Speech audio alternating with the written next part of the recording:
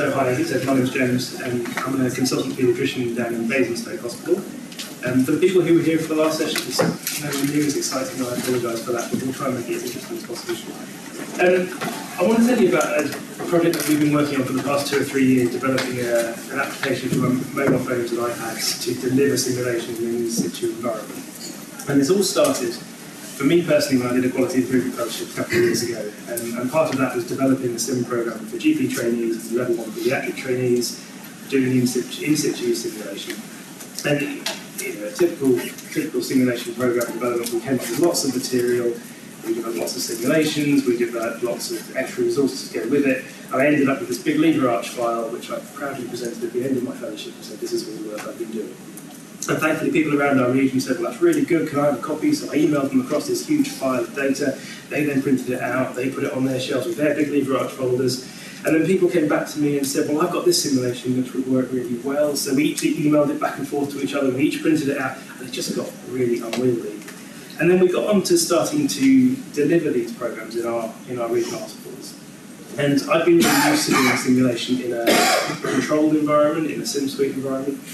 And trying to do it in situ, I got really frustrated with the flicking back and forth between bits of paper and handing blood gases out and losing that blood gas and having to print it off for the next time we ran it. It just got to the stage of thinking, actually, we're living in a world now where we're all very used to technology, we all use it on a daily basis, even if we're not particularly tech-savvy people. There must be a better way of making this process more streamlined for working in an in-situ environment. So I went on to the app stores, the Google Play Store and the Apple App Store, and searched for medical simulation, searched for simulation resources, medical education resources, simulation teaching, and really nothing much came up. There's a few apps out there which are really good as monitor replacements, like the SimMon app, and they're brilliant, and we've used those before. But looking for actual resources for delivering simulations, there wasn't very much around. So I thought there was a little bit of a way that we could use that. So what we were looking to do was find a way of getting the resources that we had onto a mobile device that we could use, and it was very much a selfish endeavour of trying to get this to work, but then also having a way that we could push this out to all the other people in our region who were using that type of technology in order to implement it themselves. Now, I freely admit that I knew nothing about developing stuff for mobile devices, and so what we did is we have access to a really enthusiastic paediatric network in the south of England, and we surveyed them to say, what kind of devices do you use in your workplace, what do you have access to? And overwhelmingly it was Apple devices, and I know that divides a lot of people, and it says, well, we are excluding just under 50% of the population, but developing for Apple devices is streamlined, and it gave us a way that we could get a slightly larger population in the groups. So my colleague Tom had some experience of basic coding skills, and so he put together a prototype app for us. And these were our aims with the app. It was to get quick and easy access to the simulation resources we were looking for.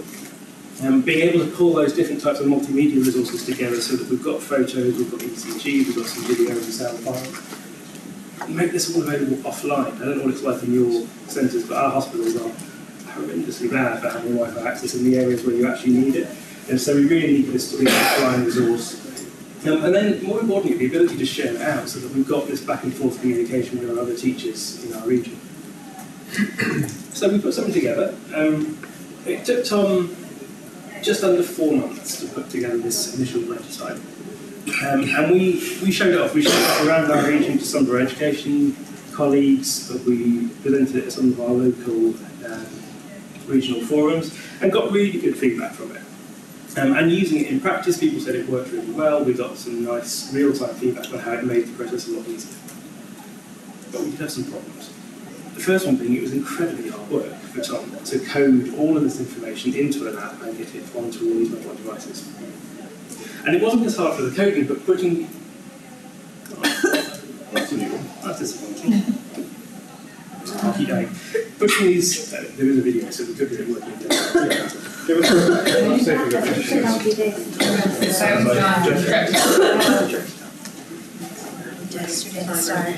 honest, it's like it's only to sound like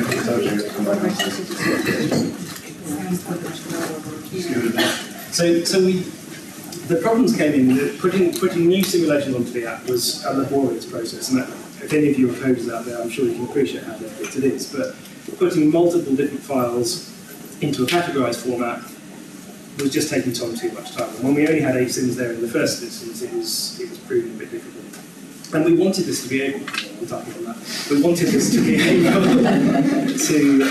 able to be updated in real time so that we could get these simulations on there when our colleagues around the region who were writing them wanted to be able to use it in that environment. And we also wanted to be able to ensure that it was compatible with all the different devices that were coming out. And Tom specifically wrote this for the iPad platform, but we wanted to make sure that it would work with future iterations of the iPad. We wanted to make sure it worked with other mobile devices. And so we really decided that we needed to have some sort of professional help with this. We needed a developer on board, and that obviously costs money. I had no idea how much money at the time. Do any of you have any idea how much it costs to develop that? Yeah. How much? It depends on how much you want to put on. We've got guidelines out. It's okay for thousands. Trying to get things out. It's all done on how much work he has to, how much time he has to take to do it. And I mean, I'm looking at the moment on whether it's worth me investing that money actually in members of my TEL team learning how to develop apps, exactly. rather than actually just putting it down and training.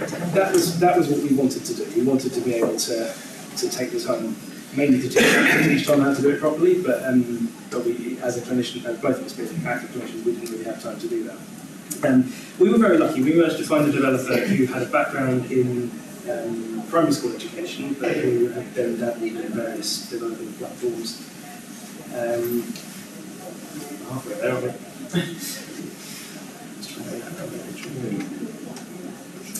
And so he did us a bit of a deal and said that he would get this, fantastic, that he would get this going for us with some seeding money. And so we applied to our local innovation network and managed to get this money through charity funding so that we could get this platform off the ground. And then we worked really closely with him to come up with what we felt was the vision for things. But we tried to save as much money as possible. So Tom and I did most of the design work. We came up with all the graphics. We did everything that we could do to save having to employ people to do this for us. And the guy that we were using was purely a developer. He had no design interests or background. And so after about another 6 months, so we're just coming up on a year's into this process, we came up with the app which is now working and is fully functional. And what we'll hopefully do is run you through so this is the homepage that you get to when you download the app. It's got all of our specialty categorizations, and then underneath that are all the simulations that we've currently got as part of the app. We have sections of different types of learners that we're targeting. We use it. From the door. So inside each of our intended learners categories, we have the full simulations. It's got all the things that you would need to do to deliver that simulation, all the starting parameters for your mannequins.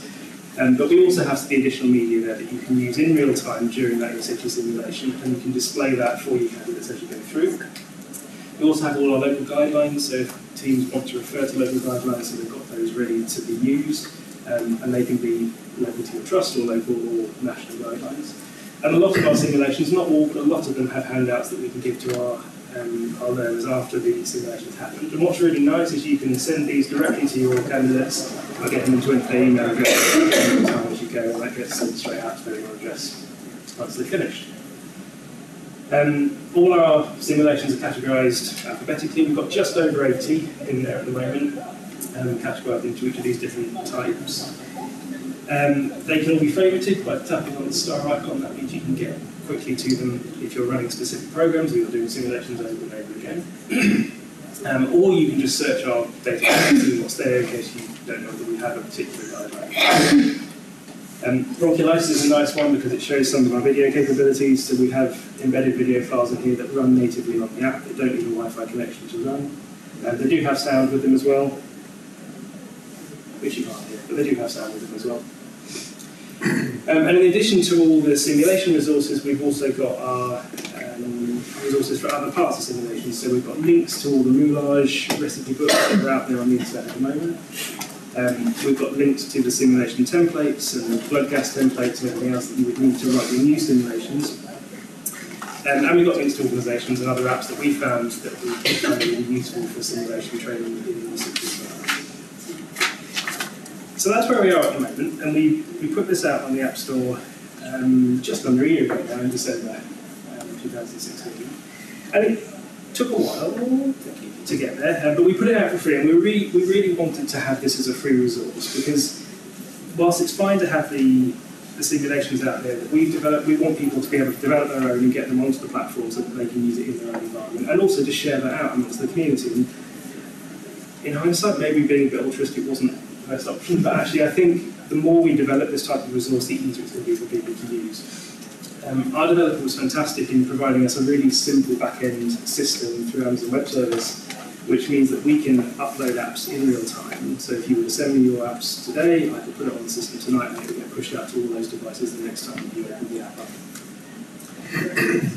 So far, this was as of about a month ago, and we've had just under 500 downloads. I'm ignoring China, because I don't think China have really downloaded 2,500, but that's what the App Store is telling me at the moment. And we've had really good feedback from it. We have between 10 and 30 people using it per week. And the feedback that we have had has been really positive. But there's still quite a way for us to go. Obviously, this is the big element in the room. We need to develop it for the other side of the mobile platform. Don't worry about it, it's their own fault. So it's interesting. It's interesting. now. So it is harder to develop for Android for this type of program, because Android, for those of you who are interested, Android doesn't allow you to natively display things like PDF and media files. You have to jump into a separate part of the operating system to use it. So it is possible, but we need people who know how to do that. And this is the thing, we really want to increase our banker simulations. Whilst we've got 80 odd in there at the moment, there's a huge breadth of things that we can do, and we haven't really tapped into the allied health professionals, the nurses, the physiotherapists, the paramedics, and that's an area that we'd really like to expand upon. Coming from a paediatric background, the majority of our sims are paediatric based. There's a huge scope of adult sims that we can put in. The categorisation of this is all completely open, so we can put in whatever we want. There's no constraints as to how we do it. So if we want a whole bank of adult sims, we can put that in. But we need further funding to do this, and that's something we're exploring at the moment. You generate quite a lot of data about usage and that kind of thing, and we haven't really expanded on that yet to see what kind of data we can get, but I'm sure there'll be lots of opportunity for research into how these simulations are being used and see which areas people are using them most often. So it's a bit of a whistle-stop tour through. Please do download it, because not just it boosts the numbers a little bit, but it's really nice to have some feedback from people about how it works in your environment, whether you're finding it useful, whether there's things you'd like us to include, new features or areas that you think are missing. But the biggest plea is, if you have simulations out there that are in electronic formats that you would like to use in the mobile platform, please just send them to me, because we can then get them uploaded and we get them, say, the next day that they get uploaded to. Do they have to be written in your format? No, you're happy with No, any format. The IP for all these simulations stays with the person who's written them, and we don't alter that at all. And I think that's really important to acknowledge the people that are putting all that effort in. We don't need it to be in our format. As long as it's in a format that people can use and understand, then you can probably like it. Yeah, absolutely. So no, we're very happy to have it. So far we've got a few from Leicester, quite a lot from one of the health partnerships in London, and the majority of our sponsors. Questions? Do you have a web browser interface? Not just so the web browser interface is the alternative option for the Android platform if we can't get the other one off the ground. The main issue being it needs data connection. That's the only thing that stops us. But it would be pretty easy to translate it into a web form. So when you're running it in when you're in your Sims, do the facilitators have iPads? Yeah, so the way we run it in situ, we've got two iPads, one that acts as our patient monitor and one is with the documents on. And that seems to work for the ad hoc sims really well. Any more questions? It's really good. But that, we're not marketing, we don't even know. We didn't think we'd come to this talk. I think what James has done is fantastic, though, isn't it? Because actually, we're all within our own centres developing scenarios, resources to back those up. But actually, from having one central repository, that has yet to be realised, or at least acknowledged and developed. And what you're doing here, James, is brilliant, because we can send it to you can upload it into the app, and then it's accessible to everybody. That's a real benefit to all of the centres out there. And I have to say, it's something that I think ASPI would do well to engage with, and perhaps some of that funding element could come from some of the membership. We've had a few conversations about Good. that, but we haven't got as far. Because if that's want to be our national body, Absolutely. they should be along the lines of hosting it as One of well. the interesting conversations we have had in the past, and it's just been a conversation, is with the IRIS system, which is actually you may have seen in the existing exhibition book, is getting those two tied together so that when people IRIS they have to pay for on a yearly basis. Absolutely. And that's what a we'd be very challenge. keen for is that anyone who does develop through IRIS, that automatically gets pushed through to the app when the decision is made. Yeah, good luck with that. If they're going to want funding every year, that's going to challenge you. But well done, I think it's fantastic. Can I just ask, so we're part of NWSCN, well, we work independently at Leighton Hospital, but we submit quite a lot to the NWSCN because they've accredited us. Why don't you pull with them? There's 204 at the moment. Now, okay, like 27 I think we've sent in, but there's 204 and they have to be written in the same format. It's virtually the same as yours. So, and that's an accessible format for anybody that wants to be part of NWSN. It's free, it doesn't, Maybe we can have a conversation about that. and that's got everything, so you could put everything from there. Well, the format came from HEE Yeah. a few years back, if you remember, and so that there should be a relatively easy one to actually mirror across. But again, it's those pockets, isn't it, of things there's one that up people the do. north and one And in the south. We don't know what we don't know, so you know it's really important to actually share this information so we can get out there. That's what I'm trying to do afterwards, because actually this is one of my big bugbears, the fact that there's so many things everywhere, nobody has a full clue, or has a clue about what's actually going on. Okay, thank you very much.